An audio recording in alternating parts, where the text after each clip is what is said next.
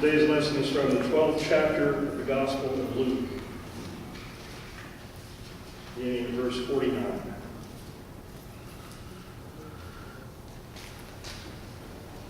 Jesus is speaking. I came to bring fire to the earth, and how I wish it were already kindled. I have a baptism with which to be baptized, and what stress I am under until it is completed. Do you think that I have come to bring peace to the earth? No, I tell you, but rather division. From now on, 5 in one household will be divided, 3 against 2, and 2 against 3.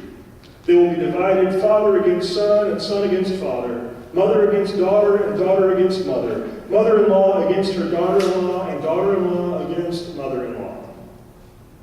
He also said to the crowds, when you see a cloud rising in the west, you immediately say, it is going to rain. And so it happens. And when you see the south wind blowing, you say, there will be scorching heat. And it happens. You hypocrites! You know how to interpret the appearance of earth and sky, but why do you not know how to interpret the present time? May the Spirit speak to us through the reading of the Word. Thanks be to God.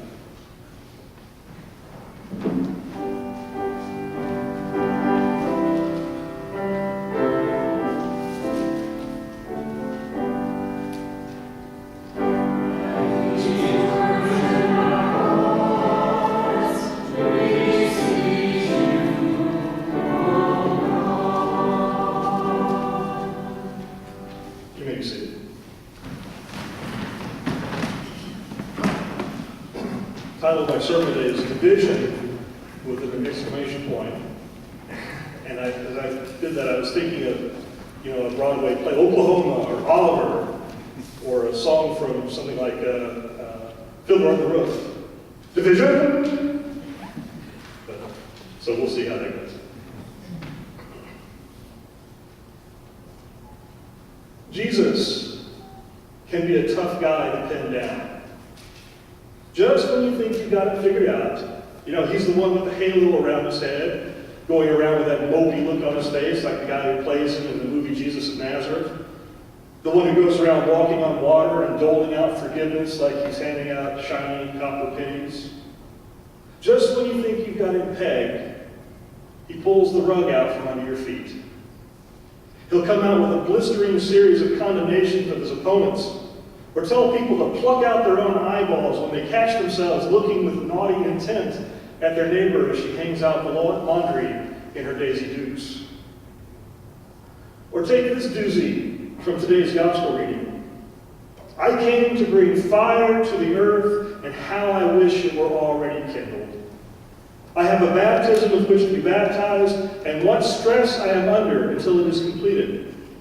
Do you think that I have come to bring peace to the earth? No, I tell you, but rather division. Didn't work. What is up with this guy? What about all this talk about the Prince of Peace? This is hardly gentle Jesus, meek and mild, from the Sunday school flannel board lessons of our youth. Well, as shocking as it may seem, it could be that Sunday school and the movie versions had it wrong all along.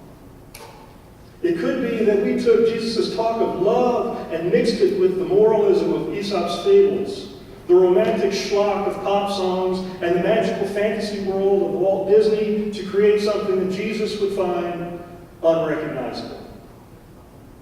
The love Jesus proclaimed and enacted was a muscular kind of love. Unsentimental, unromantic, rigorous, and yet ultimately life-giving. It was the kind of love that did not deceive with empty promises, but rather spoke the plain truth, knowing that only by acknowledging the reality of our predicament could we find liberation and healing. It was the kind of love that could say to the woman caught in adultery, not only I do not condemn you, but also go and sin no more. Jesus was a prophet, after all. And one of the most important items on the prophet's job description was to confront people with their sin so they could change their ways and escape destruction. Prophets sometimes singled out individuals, but mostly they directed their calls to repentance to the people as a whole, or at least to the leaders who were guiding the people down a path that the prophets considered unfaithful to the nation's covenant with God. The job of the prophet was, to use a phrase that has unfortunately become so overused as to have lost much of its original zing, their role was to speak truth to power. The prophet Jesus came to speak that kind of truth to the powers of his day, and to invite the people into a renewed covenant community that he called the kingdom or reign of God. Unlike many of the earlier prophets, however, Isaiah and Jeremiah come to mind, he did not go to the seats of power, not at first anyway, to proclaim his message of judgment and hope. Instead, he traveled around the towns and hamlets of Galilee, concentrating most of his attention on the fishing villages on the shore of the Sea of Galilee. He did not go to the court of Herod Antipas the Tetrarch, but rather to the house of Simon the fisherman. He did not hobnob with the nobility, but rather camped out with unwashed peasants. The New Testament gives us no evidence that Jesus ever so much as set foot in the two large cities of Galilee, Sepphoris and Tiberias. His stories and sermons did not regularly feature priests and kings, but tenant farmers, shepherds, and day laborers. But the message he delivered in his homespun parables and the actions he took with these nobodies out in the boondocks did reach the ears of the powerful. How could it not? When his reputation had grown so much that he couldn't even enter some towns because of the crowds who had gathered to see him. How could the powers not take notice when his every action seemed to be a deliberate thumb in their eye? He broke the Sabbath. He ignored the ritual purity code, offered healings outside the established channels, told people not to pay their taxes, excoriated the scribes and priests at every opportunity, accepted women as disciples, and shared table fellowship with every Tom, Dick, and Levi that come along. How could the powers not be annoyed at and more than a little nervous about this constant irritant, this thorn in their collective side? Unfortunately, centuries of flannel-board depictions and movie versions have served to domesticate Jesus, so that it's hard for us to understand the extent of the ruckus he stirred up. We have been told so often that Jesus' mission was to die for our sins, that his concern was with the saving of souls, that he essentially ignored public affairs to focus exclusively on individuals and their needs, and that above all, he took an entirely apolitical approach to his ministry. We've been told that so often that one could be pardoned for feeling puzzled when someone like me keeps harping on what a polarizing, divisive figure Jesus actually was. Nevertheless, I'm going to say it again. Jesus was a polarizing, divisive figure. He says so himself in verse 51 of today's passage. Do you think that I have come to bring peace to the earth? No, I tell you, but rather division. He was divisive precisely because his ministry had a social impact. And it had a social impact precisely because he was political. Not in the sense that he was running for office, as if that were even a thing back then, or that he was plotting an armed uprising or coup or anything like that. He was political in the way Harold Laswell defined the term in his book, Politics, Who Gets What, When, How. Jesus was intensely concerned with these matters, and when he took action to ensure justice in the process of deciding who got when, what and how, who got what, when and how, he brought not peace, but division. In the world Jesus inhabited, the vast majority of people were shut out of this decision-making process. As a result, they got whatever crumbs the decision-makers magnanimously let fall from their table. And they were supposed to be happy about it or else starve to death and stop being such nuisances. The powers who ran the temple state fenced them in with oppressive rules, wore them down with enforced tithes, and used their supposed identity as the agents of God's will to keep them in their place. The powers who wielded the sword of state, from Emperor Tiberius in Rome to the garrison in the Antonia fortress in Jerusalem, all the way down to Herod Antipas's local thugs and enforcers in Magdala and Capernaum, played their role as well. They identified wealthy collaborators who would keep the peasantry in check. They taxed the people so heavily that they could never get ahead. They kept them on the hook with insupportable debt, in the words of Bruce Coburn. And they ensured their docility through constant humiliating reminders of their status as a people living under military occupation. Actually, when you think about it, if you just update the names and locations, you can make a strong case that the very same abuses are going on in our world today. Funny how things don't seem to change much. Of course, now, instead of the war eagle of Rome, in many cases it is the bald eagle of the American empire that sustains and enforces the system of oppression and inequity. It seems the world still needs polarizing, divisive figures like Jesus to stir things up. Ironically, it was Jesus' practice of overcoming divisions that proved so divisive. His new community included people from all walks of life and every level of society. Tax collectors, freedom fighters, rabbinical students, and fisherfolk made up his band of apostles. Wealthy women supported them financially.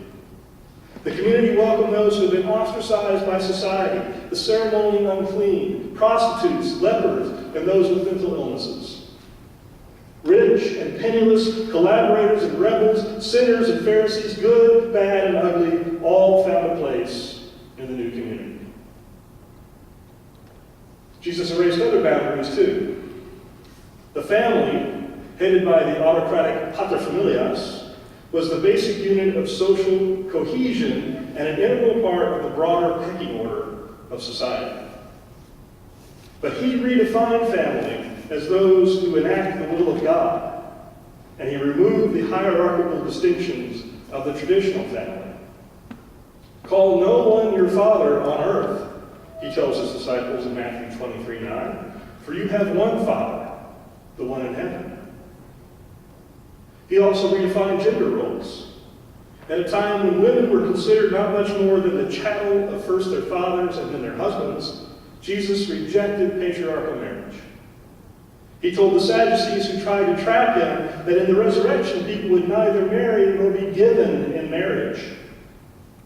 Presumably, given his dismissal of patriarchy, he meant for the same practice to hold true in his new community as at the resurrection. Not that they would not be married, but they would not have to participate in patriarchal, oppressive marriage. On earth as it is in heaven, in other words. Furthermore, Jesus gave women leadership roles in the community. He defended Mary when she chose to sit at his feet and learn Torah along with his male disciples, and he entrusted women with the first proclamation of the resurrection. Go and tell my brothers to go to Galilee, there they will see me, he tells the two Marys in Matthew 28:10. To our Southern Baptist friends, I would say this: if that's not ordination, I don't know what is. Another division Jesus took on had to do with table fellowship, which in that culture was one of the primary ways the social hierarchy got reinforced. To eat with someone was to declare that person one's equal. So social climbers always sought to sit at the table with those higher on the ladder, and meticulously avoided situations in which they would have to eat with those they considered inferior. Jesus thumbed his nose at all this honor and shame nonsense by eating with anyone and everyone. In so many ways, he ripped at the social fabric. It was a provocateur. But his provocations always served his broader purpose of proclaiming and enacting the reign of God, where hierarchies had no place and the power with of equality took the place of the power over of domination. That is why it is possible to call him both Prince of Peace and the bringer of division. He understood that peace in the absence of justice is no peace at all. He understood that conflict can be a creative force, not just a destructive one. He understood that the moderate voices that say to slow down and cool off, don't ask for too much, don't rock the boat, can be as much the enemy of progress and liberation as the puppet masters pulling the strings. He understood what Elijah meant when he challenged the people assembled on Mount Carmel to watch the contest between God and Baal. How long will you go limping with two different opinions? One who wants to follow Jesus must take up the cross. One who puts his hand to the plow must not look back. One who wants to be on Jesus' side must stop limping about and plant the flag. Jesus was and is a polarizing figure. As he told his opponents in Matthew 12:30, whoever is not with me is against me, and whoever does not gather with me scatters. You cannot sit on the fence when it comes to Jesus. He came to bring fire to the earth, and that fire is kindled each time someone comes face to face with the choice whether to be a part of the reign of God or to continue to live under the domination system. The fire is kindled in one's inner being as one struggles with that choice. The fire may be kindled in one's family or workplace or circle of friends when one's choice butts up against prevailing attitudes and mores. And the fire has the capacity to sweep through the streets of one's city when one chooses Jesus and commits oneself to a community of persons who have made the same choice.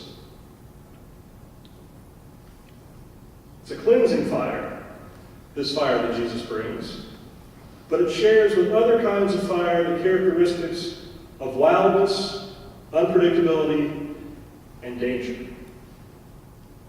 The fire of the Spirit swept through the upper room on the day of Pentecost and set loose a small group of newly empowered people who were before very long being accused of turning the world upside down. Jesus wants to kindle that same fire in this community today. Jesus wants to send this fire first to burn away our dross, to refine us and ready us for action. And then he wants us to carry the fire to burn down all the structures of sin and injustice that keep a few at the top of the heap and all the rest at the bottom. He wants this fire to burn down racism, sexism, homophobia, blind nationalism, xenophobia, and all the other isms and phobias that keep us alienated from one another. After the fire has torn through and devoured everything that stands in the way of the reign of God, one object will remain unscathed. A great banquet table at which all of us can sit down together. It's an exciting vision. I think so. And a scary one, to tell the truth. It can be especially frightening to those of us who have always been comfortable and satisfied, wrapped in our fluffy blanket of first world privilege. It can be scandalous to those of us who feel we have played the game the right way, followed the rules, paid our taxes, gone to church, and are pretty sure we neither want nor need any fire to come our way. It can also be scary because Jesus, as he usually does, lays it on the line. He does not offer us some fantasy from the age of Aquarius where everyone sticks a daisy in a gun barrel, grabs a candle, joins hands to sing, "I'd like to buy the world a Coke," and then lives happily ever after in perfect harmony. He says that if we really implement his program, the result will be division, conflict, disharmony. The ultimate result will be a peaceable kingdom, a beloved community governed by justice, freedom, and equality. But in the short term, Division? The choice is set before us. There's a microphone. The choice is set before us this morning. Will we opt for the reign of God or the domination system? Will we go on living inside the matrix, or will we unplug and join the resistance? Will we choose the comfortable blanket or the cleansing fire? Each of us must make a choice for ourselves. I, for one, choose fire. Amen.